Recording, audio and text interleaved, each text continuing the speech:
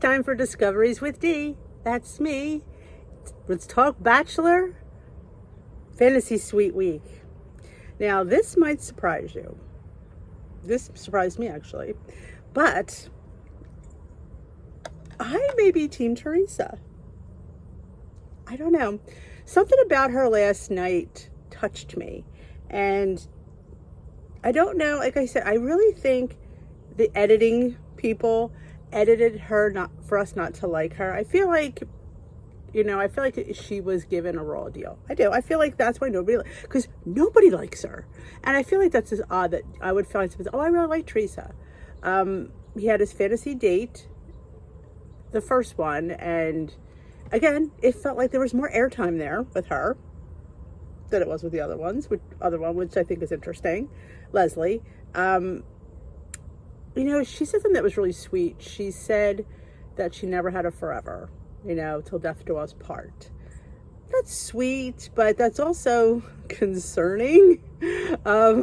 So I don't know if that's really kind of what bothered him. She has she has a bad track record. I mean, it might not be her fault. It might be the guy she was with. I don't know. I don't know the backstory with her that much. But it's funny. He wanted her to ask the deep questions, and she jumps right into sex, which I don't know. I don't know if he was absolutely ready for that one. I mean, he's a little bit older. Again, she's the younger one. I wonder if that's really important to her. Not that it's not important in a relationship, but he's 70, 71. I thought it was really cute the way he made, he talked about the fantasy suites. He called it a time for intimacy. He said it's just being with somebody with nobody else around. I don't think he did. I don't know. Maybe he did. Who am I? I don't know. I don't think so. He doesn't seem like the type that would kiss and tell. So I don't really think much went on there other than maybe some heavy petting. But, I don't know. But I just felt, and then in the beginning of his time with Teresa, she was very apprehensive, feeling that distance between them, which was interesting. Again, is that editing's way of making us think that it's going to be Leslie? See, I'm wondering, if they're trying to sway us in that direction. And then all of a sudden you get that curveball that he picks Teresa. So yeah, I'm looking more at Teresa these days. And I like the connection that they shared about both losing their spouses and, and she hadn't been with anybody since her husband. And he connected with that, really. He connected with that from their first date. And I really think that's I think he likes that she had this deep connection with her husband. And that's huge. When you've been in a successful relationship, marriage, I think you want somebody that's had that as well. I think that, they've proven themselves, or not that, Leslie's a wild horse. I don't know if he's willing to take that chance on the wild horse. I think he likes her, but I don't think he thinks of her as the long term. Now, when they showed the previews for next, I think it's 2 weeks. It's not gonna be. I think it's Thanksgiving. It's next week, where they meet his family, and they're not showing which one they're concerned about. Interesting. So we'll have to wait to see.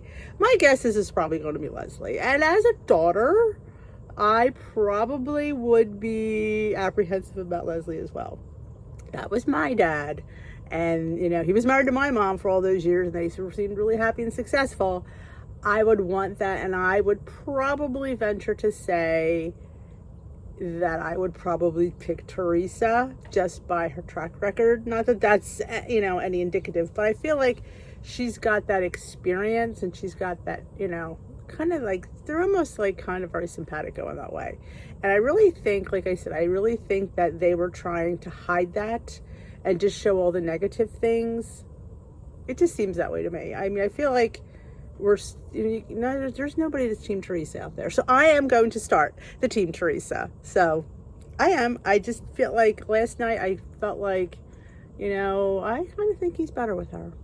Yeah, I do. I kind of see that simpatico-ness, that connection, that very much a likeness with them. So I am switching ships. Shocking, I know, because I don't normally switch ships, but I think, again, I was taken in by the editing department and what they, want you to see. You don't see everything. Let's face it, you don't see everything. And is it scripted? Sure it is. Sure, a lot of it is. It's a television show. It has to be entertaining. So they make it entertaining for us. So definitely, but I'm thinking Team Teresa.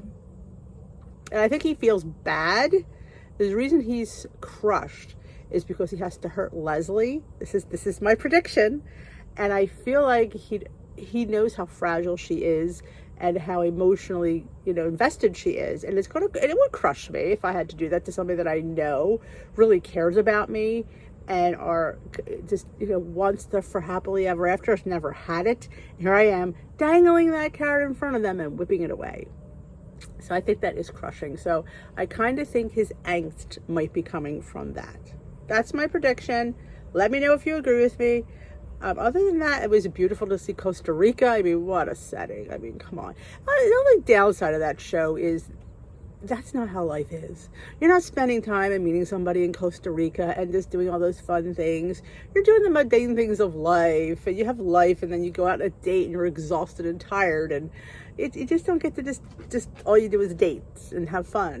That's I think that's why it's not a successful series, because it's not showing reality.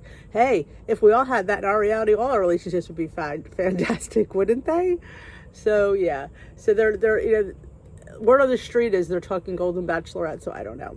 We'll see.